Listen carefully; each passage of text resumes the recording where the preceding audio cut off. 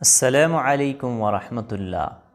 اگر کوئی شخص اپنی بیوی کے ساتھ ہم بستری کر لے یا وہ رات کے وقت اٹھے اور اسے احتلام ہو چکا ہو تو آیا اس حالت میں وہ روزہ رکھ سکتا ہے یا نہیں؟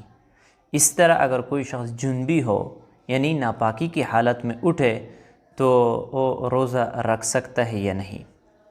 دیکھیے، بہت سارے یہ لوگ سوال کرتے ہیں اور بہت سے لوگ کنفیوز ہو جاتے ہیں۔ وہ کہتے ہیں کہ جب میں صبح کے وقت اٹھوں اور میں جنبی حالت میں ہوتا ہوں یعنی ناپاکی کی حالت میں ہوتا ہوں تو میں روزہ نہیں رکھ سکتا۔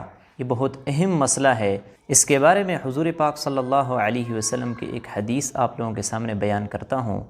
امی عائشہ صدیقہ رضی اللہ تعالی عنہا بیان فرماتی ہے، وہ کہتی ہے کہ ایک صحابی رسول اللہ صلی اللہ علیہ وسلم کے پاس آیا مسئلہ پوچھنے کے لیے۔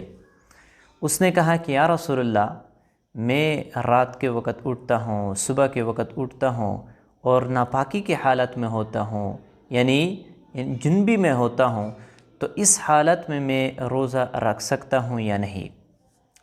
تو حضور صلی اللہ علیہ وسلم نے فرمایا کہ میں بھی یعنی صبح کی نماز کے لیے اٹھتا ہوں، ناپاکی کی حالت میں ہوتا ہوں اور میں روزہ رکھتا ہوں۔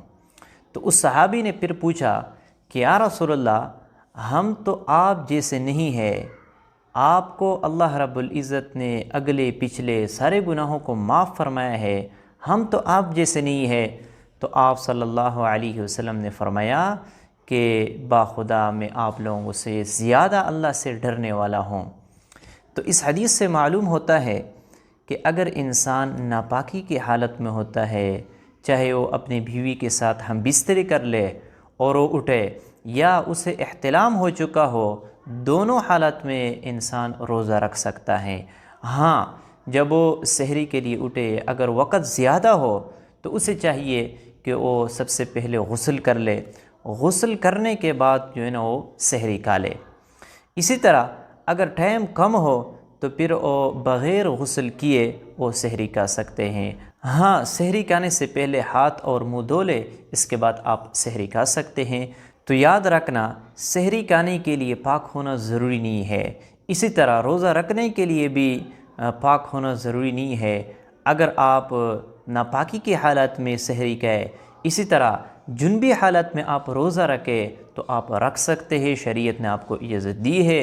اگر آپ کے آنکھ نہ کھلے یعنی نماز سے پہلے اور وقت جو ہے نا داخل ہو چکا ہو، طلوع فجر ہو چکا ہو، تو آپ پھر بھی روزہ رکھ سکتے ہیں۔ جنبی حالت میں بھی اگر آپ ہو تو بھی روزہ آپ رکھ سکتے ہیں۔ ہاں، اگر ٹائم زیادہ ہو، وقت زیادہ ہو تو آپ سب سے پہلے غسل کر لیں، اس کے بعد جو ہے نا آپ سحری کھائیں۔ اور یاد رکھنا، سحری کو آپ ہرگز نہ چھوڑیں، چاہے آپ ایک گھونٹ پانی کیوں نہ پی لے، چاہے ایک کھجور آپ نوش کیوں نہ کر لے، لیکن ضرور سحری کے وقت آپ اٹھیں اور سحری کھا لیا کریں، کیونکہ حضور صلی اللہ علیہ وسلم نے فرمایا تسحروا، سحری کھا لیا کرو، فإن فی السحور برکہ، کہ سحری کھانے میں برکت ہے۔ اللہ رب العزت نے اس وقت کے اندر برکت رکھا ہوا ہے۔ اور جب انسان سحری کھانے کے لیے اٹھتا ہے تو اسے تہجد کی توفیق بھی نصیب ہو جاتی ہے، کیونکہ یہ ایسا وقت ہے کہ انسان کھاتا ہے، پھر یہی وقت وہ تہجد کا وقت بھی ہوتا ہے، تو پھر تہجد کی نماز بھی اسے نصیب ہو جاتی ہے۔ اور یاد رکھنا، تہجد کی نماز بہت ہی عظیم نماز ہے۔ فرائض کے بعد جو درجہ ہے وہ تہجد کی نماز کا ہے، یعنی سب سے پہلے درجے کا جو نماز ہے وہ فرض کی ہے، اس کے بعد دوسرے درجے کی جو نماز ہے وہ تہجد کی نماز کا ہے۔ تو آپ سحری ضرور کھا لیا کریں۔ تو مجھے امید ہے کہ آپ لوگوں کو یہ مسئلہ سمجھ میں آ چکا ہوگا۔ اللہ تعالی ہماری مشکلات کو ختم فرمائے۔